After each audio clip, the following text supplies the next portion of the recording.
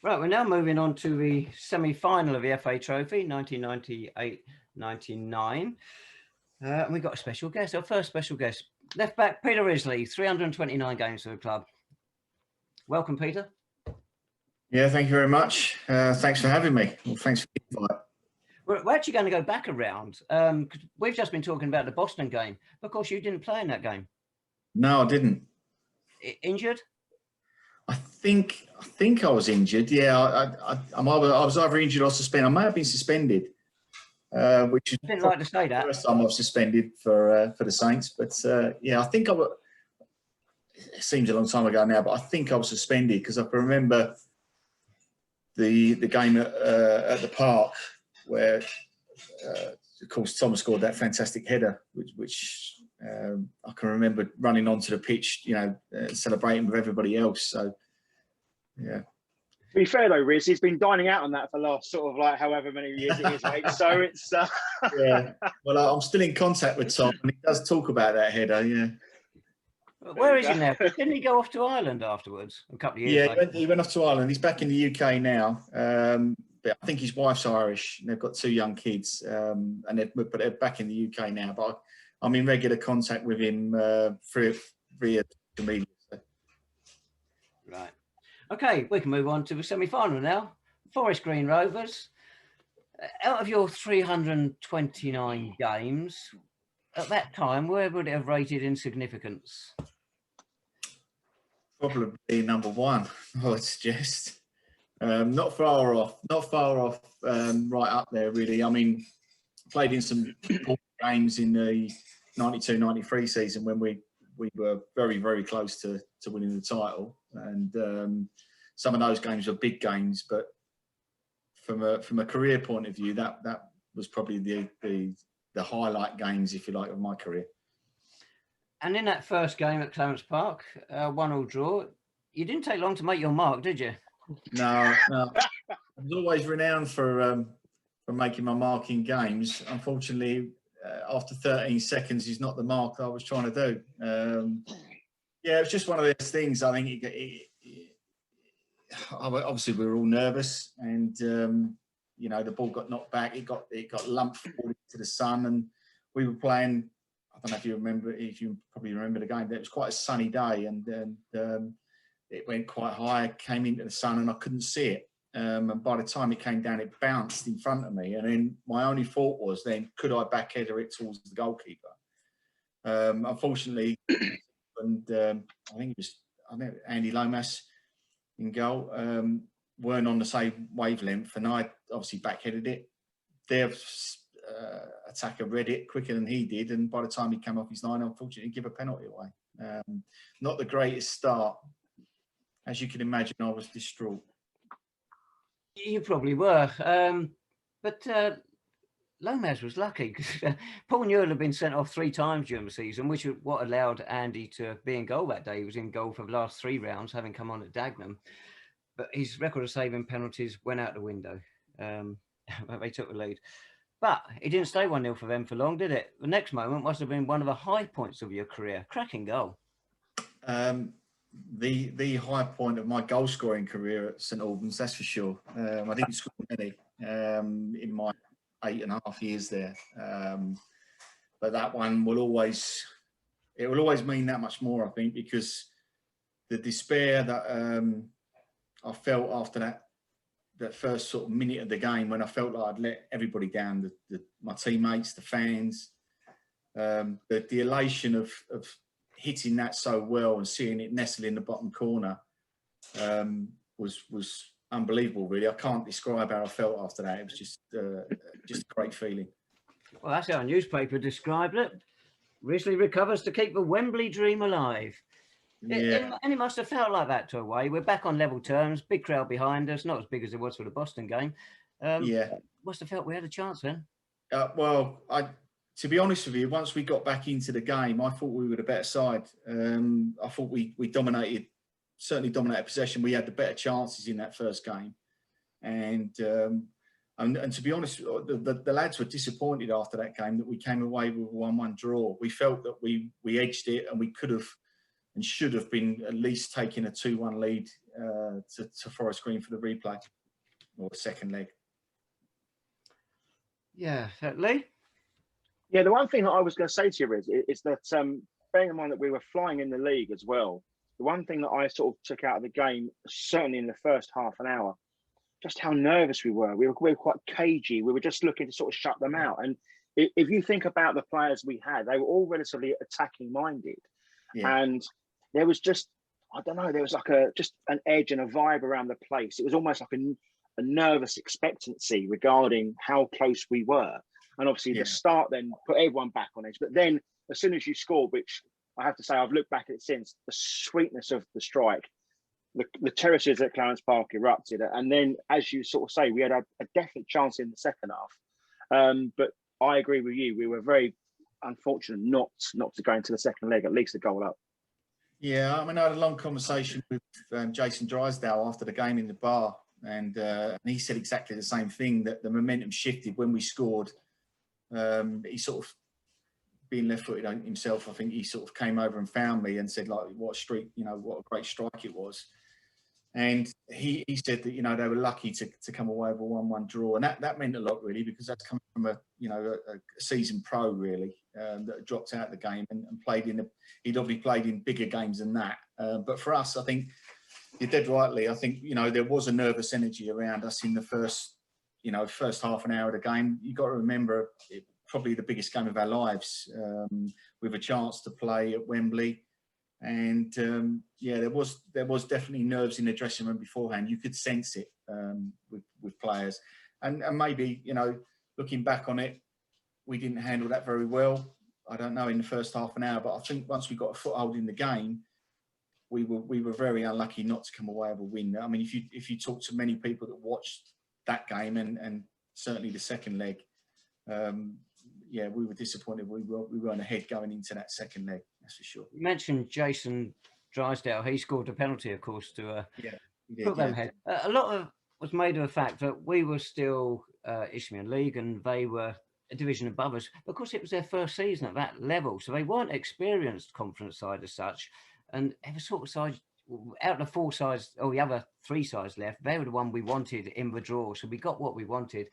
And I don't know, they had to change a goalkeeper just before half time. And one who came on, Steve Perrin, who plays Justin Shutterwood, he played out of his skin, didn't he, second half? Yeah, he made some really important saves. Saves that really kept them in the game, like I say, in that first leg, because we were on top, that's for sure. And I think Steve, I'm still in contact with Steve Clark, and we talk about that game, when we get together. And there was a couple of real good chances for him in that game as well, and we just didn't put them away. And sometimes small margins in big games like that, they are small margins. And unfortunately, we walked away from Clarence Park with a 1-1 when we really should have been taking a lead. The one thing that I took out of the game as well is that Frank Gregan, you could sort of sense, he quite quickly said after the game that he would much rather come away with a very unfancied draw than to sort of go back to Nailsworth with a defeat on his sort of back as well. But one thing that I brought up earlier on, Rich, is that the atmosphere for the Boston game and the Forest Green game in particular, something that I've not seen that often again in all my times of watching City, in so much that the entire city got behind the side. Yeah. There you had, everyone was talking about it in the streets leading up to the game, in the weeks. The pubs were absolutely rammed hours beforehand. They were rammed hours afterwards. People in the schools, the businesses, the shops, everyone's talking about it. And that was a testament of the quality of football that we were playing for that season. Yeah, I think it was. I mean, you've got to remember, we had a very, very good side as well. We had some really good players in that team. But we felt that as well. As we got through each round, the momentum seemed to grow and grow, and the noise got louder and louder. It's a fantastic place to play anyway at Clarence Park, and when it's buzzing like that, it's even better.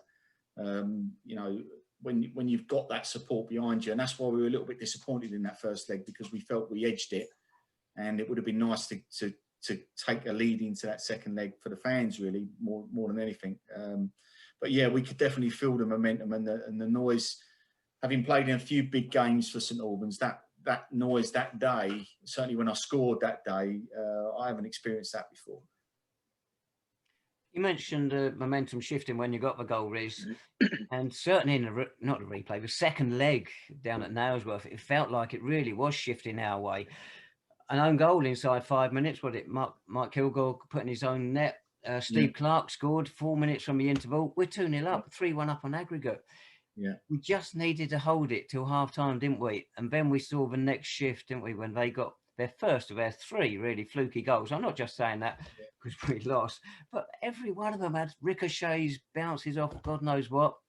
Yeah, and everything just went. The second game sort of sticks in my memory more than the first, really. Even though I scored in the first leg, the second game, because it hurt so much, and the way it happened. I mean, I thought we completely dominated the first 45 minutes in the away leg. We're 2-0 up and should have been probably 4 or 5-0 up. We were that much on top. We didn't take our chances when we should have done in that, and the game could have been over by half time. We were that much on top in that game, and we felt that momentum. The momentum in the game from the fans. The fans were unbelievable in the second leg. The amount of people that followed us to that second leg, and we just felt that if we could have gone in, like you say, 2-0 or 3-0 up at half time, possibly 4, because we had enough chances. So I know Rob Hayworth had a chance, and Clarkey definitely had another chance where we could have been 3 or 4-0 up.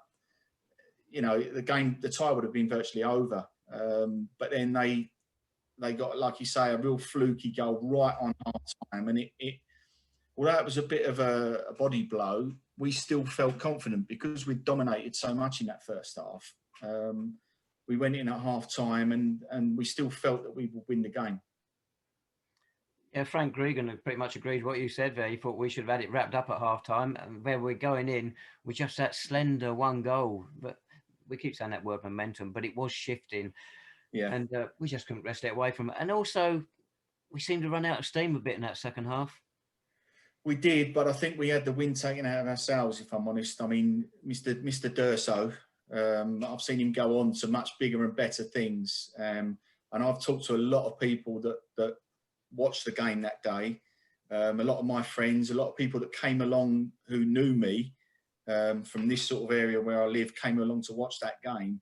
And they are adamant that goal was not a foul and it should have stood when we would have gone 3-1 up. And I don't think they would have come back from that. I still don't know to this day what it was given for. He never explained what it was given for. It looked a perfectly good goal from where I was standing. And that really knocked the wind out of ourselves, I think. And, you know, I don't know what time of the game that was. It was probably around about the 60-minute mark, I guess. But I think at 3-1, they wouldn't have come back from that. Yeah, Junior McDougall had a disallowed for an alleged push. Only Andy Durso saw it. It's unfortunate he used to live in the same street as Gary Hill, and I don't think they ever spoke to each other again after that. 3-1, that would have made it. We were still 2-1 up on 74 minutes. Then they got a second goal. Again, a number of deflections, and then it goes.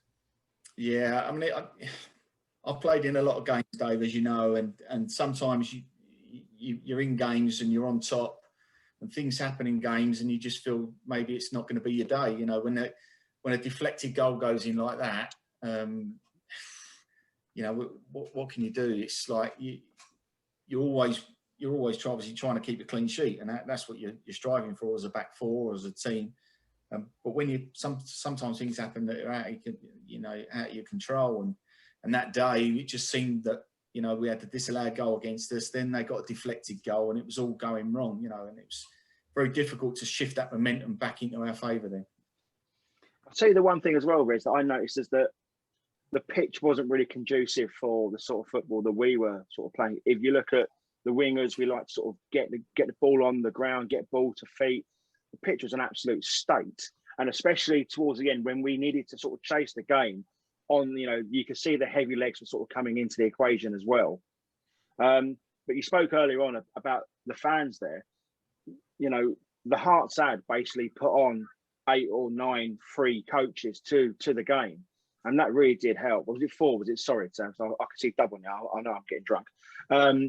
But you know, that even that tells you how much, you know, the people at St Albans wanted the club to do it.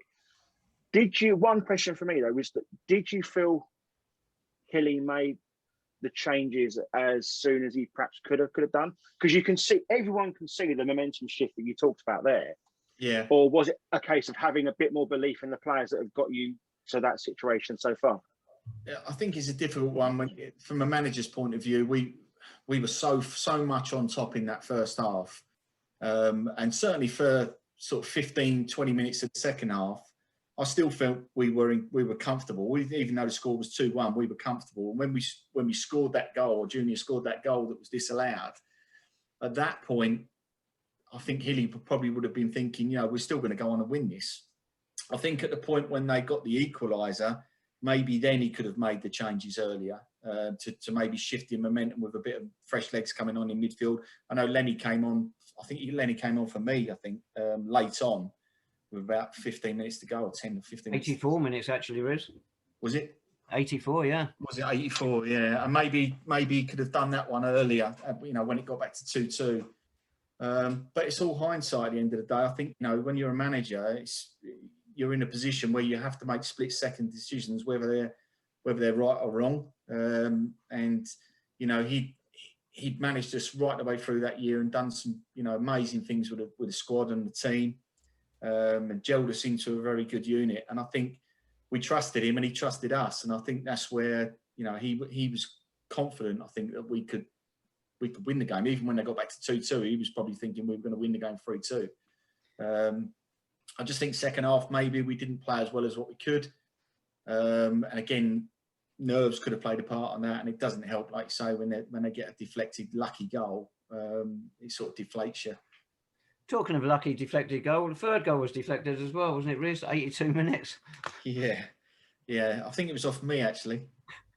What had happened is they'd gone through on a breakaway, and I'd backtracked the guy, and as he's laid it back outside the box, and I just thought, I've got to just go and get in front of this. I've got to throw my body in front of this and just try and block it. And that's what I did. I just tried to make myself as big as possible and just tried to throw myself at the ball. Talking to Andy Lomas since, Andy's saying that the guy miskicked it. He didn't strike it well at all, and he completely miskicked it, and it hit the bottom of my leg and went underneath Andy. And he's saying, if it hadn't hit you, I'd have saved it. And it's things like that when you look back on it, and you just think, you know, maybe it wasn't our day. I don't think I've ever seen the goal. I can picture sort of running back and throwing myself, and the guy was 20 odd yards out. He wasn't inside the box. But it was just one of them things, and it happens sometimes in games. You know, unfortunately, it happened against us in probably the biggest game ever for the club. Funny, in the first half of this, we talked about some of the rounds. Ashton away, where we got a bit of luck. We got an injury. I think it's halfway through an equaliser halfway through Sunday. Yeah.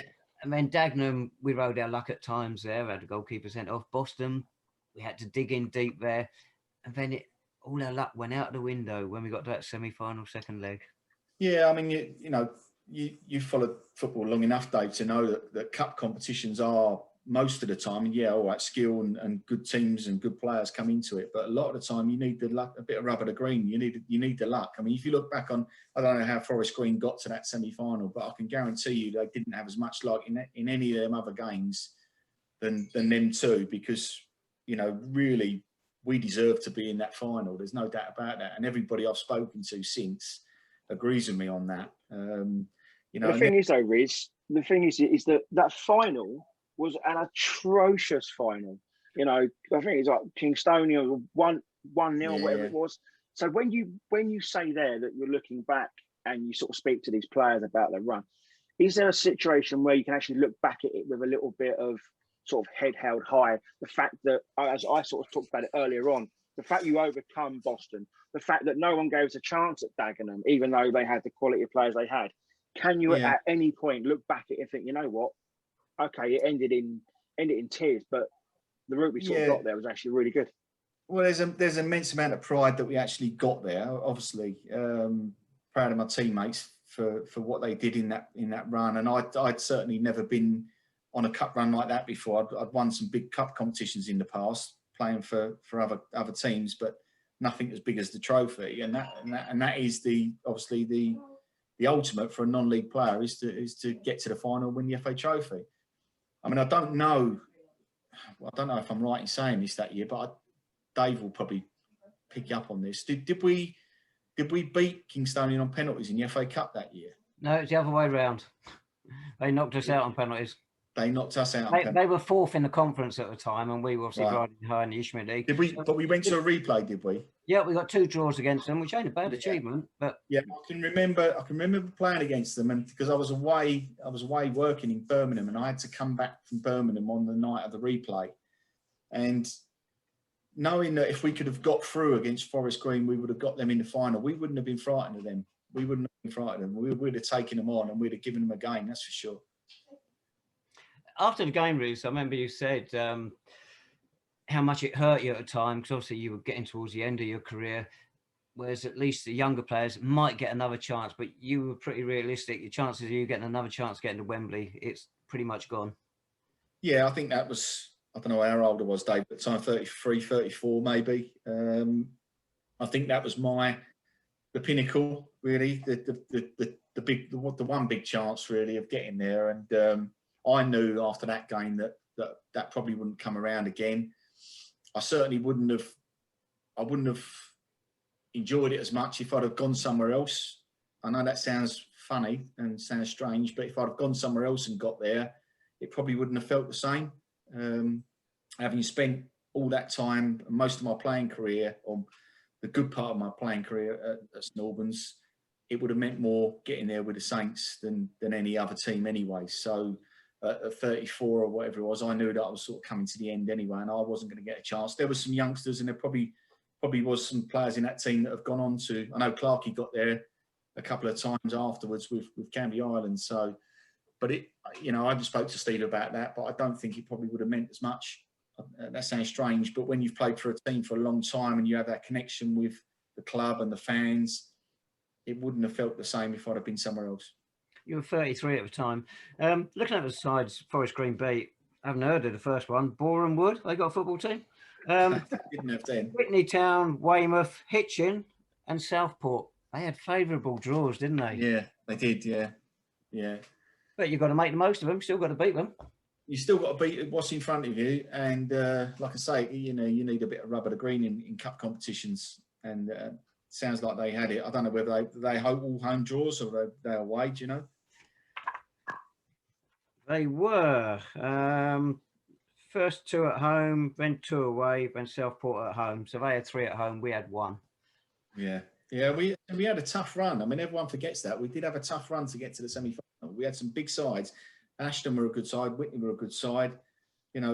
Boston were a really big side at the time with a huge following. And obviously gone on to bigger and better things since. So, what do you make with all this? Sorry. I was just going to say that the one person I actually do blame for the fact we didn't get to Wembley is actually Lee Harding, because at half time when we were still, he walked across the entire length of the City fans, and I shouted at him, "Where are you going, Harding?" He's going to get me Wembley tickets, mate. And then that's it. The whole jinx was sort of put on it, and I've never let him forget that ever. So, yeah.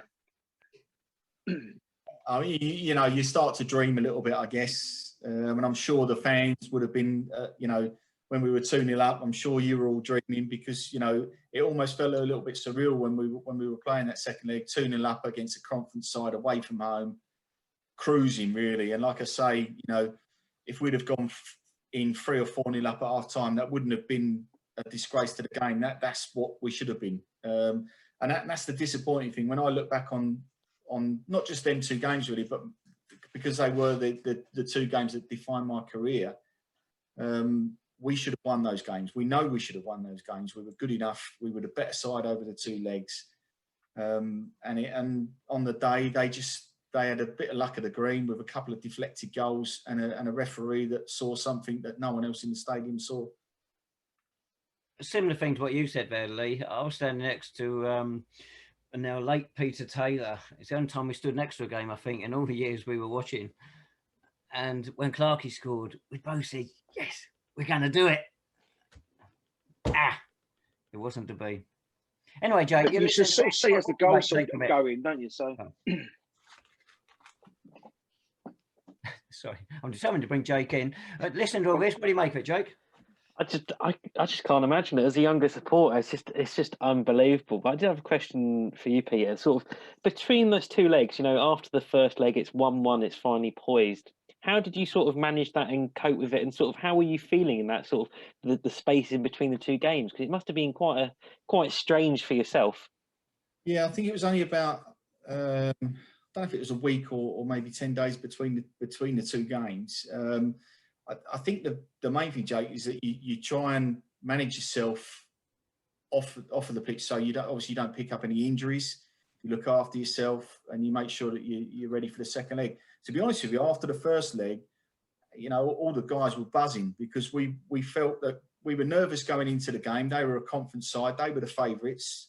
And after the first leg, we thought, hold on a minute, we can beat this team. And I think we were buzzing. You could sense that in training leading up to the second leg. We were buzzing in training. People were really looking forward to the second leg because we were confident that we could win it. So I think it was just a case of looking after ourselves, making sure that we were ready for it. And yeah, we were ready for it on the day. We went there with full of confidence, really. Well, Gary did a clever thing between the two games. On a Tuesday night, he arranged a friendly away to Hastings Town. And it was pretty much for squad players, so they could get a good 90 minutes under them. And no disrespect to Hartland, I watched them 4 times last season, highly entertaining. And we beat them 9-0. So our squad players, they've been given a boost. And that was good psychology. Yeah, it was. And he was very good at that, Gary. He's very, very good at individually talking to you. I spoke to Bob Dowie about Gary Hill when Bob became manager afterwards, and he said to me, you've come, when you signed for us from Dagenham, you were, he'd said Hardy boy, what now? Who's the best manager? And I said, look, to be honest with you, Bob, Gary Hill, from a man management point of view, I've never played for anyone like him. He knew what buttons to press on every single player in that squad and how to get the best out of you, and he would eke every single little bit out of you that he could get, and he was very good at that. And obviously, he's done that throughout his career. He's gone on to manage some really big clubs and done some great things. And it's a shame, really, he didn't stay with St Albans, because I think he would have taken St Albans right through the leagues, but it wasn't to be. But for me, certainly, he got the best out of me in the time that I was there. And like you say, I was 33, 34 at the time, probably people thinking I was coming to the end of my career. But actually under him, I played some really good football, and I was certainly fitter, a lot fitter than I had been. So, yeah, it was a very positive thing for me, Gary taking the job. But he was very good at that, very good at man management and looking after you and making sure that you were comfortable and you knew what the plan. He always had a plan for each team we played against. So he would do a lot of homework. Him and Terry would do a lot of homework on who we were playing against. And then he would change the tactics depending on who we were playing against. So we always knew what we were doing. So, yeah, a lot of respect for Gary. I'm glad you mentioned Terry Harris there. What a great number 2 to have in him. Yeah, looking at 9 seasons, Mitch, very flamboyant attacking side. Cockers and Duffs, very flamboyant attacking sides. Hill and Terry Harris, maybe a bit more solid, one eye a bit more towards the other end of the pitch than attacking all the time. Yeah. Having played under, obviously, Mitch, like you say, very flamboyant. But Mitch would always encourage you to express yourself and do what you can do. Don't worry about what people think. You go and express yourself on the pitch, play with a smile on your face, enjoy playing. And I think in that season, playing under him, you could see that. All the players that played for him loved playing for him. We would run through brick walls for him. He was that type of bloke. Cockers and Duffs was just like, playing in the back four, Muddy will probably back me up on this. Playing in the back four in Cockers and Duffs team was like the Alamo sometimes. So we used to just sort of batten down the hatches and do what we could do, really. And if we won a game 5-4, we won a game 5-4. But it was exciting for the fans, and that's, you know, that's what they were all about. Playing under Terry and Gary was slightly different. Terry was very, very good coach. Really, really the best coach I've ever been coached by in all my career, and learned an awful lot. Even at 33, learned an awful lot from him. Really, that I hadn't picked up from a lot of other coaches. Certainly, positional play as a fullback, and certainly as you know, in them days, really as a wing back, which was sort of coming into the game then. He brought lots of different things into the training environment that we'd never seen before. So yeah, massive positive for Gary having him as a number 2. Any more from the other two? One thing I would sort of say as well about the time under Duffs and Cockers is that I think it was Chertsey at home, and I remember Cockers saying to you, "It's like, got to keep it tight, and you're like, we're 3-0 up, we've got 10 minutes left, so well, you know, and it was like that. It was that mentality that it was always perfect. It was a perfectionist, but there was always that attitude where you've got to go right to the end. You know, you've always got to give it all, and it was certainly the most entertaining football in terms, as you sort of say, Cockers would much rather win 6 or 5-4 than like 1 or 2-0. You know, and it was good to see.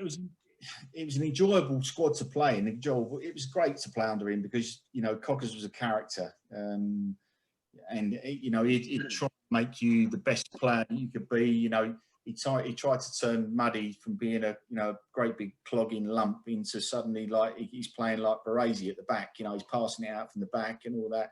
And Muddy, he had a big influence on Muddy's career, really. And Muddy will always tell you that, because he suddenly wanted Muddy to pass the ball rather than just lump it 50 yards up the pitch. And the biggest thing I remember about that season was the kicking scenario, where, you know, we were the only team, as far as I know, in the league that didn't do it. We wasn't allowed to do it, and if we did do it, he would fine us 2 weeks' wages.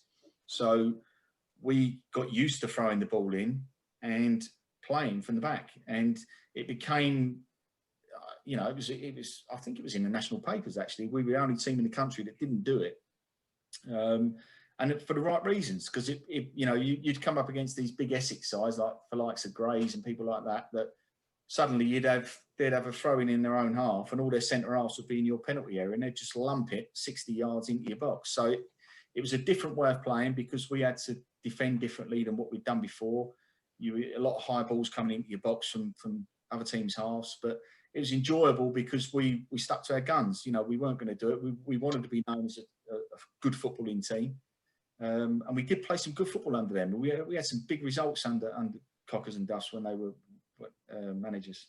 I remember Kingstonian at home. I think we played Kingstonian at home, and I'm sure we were going out on a night out in Harpenden, I think, afterwards or somewhere, and we had to dress up in 70s gear.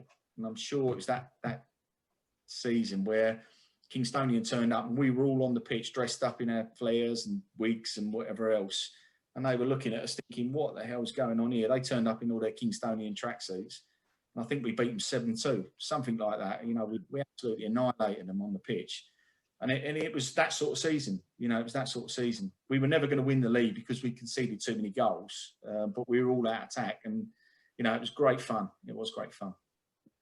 8-3 it was, Riz. Was it 8-3? Yeah, I know it was a big score. An incredible day.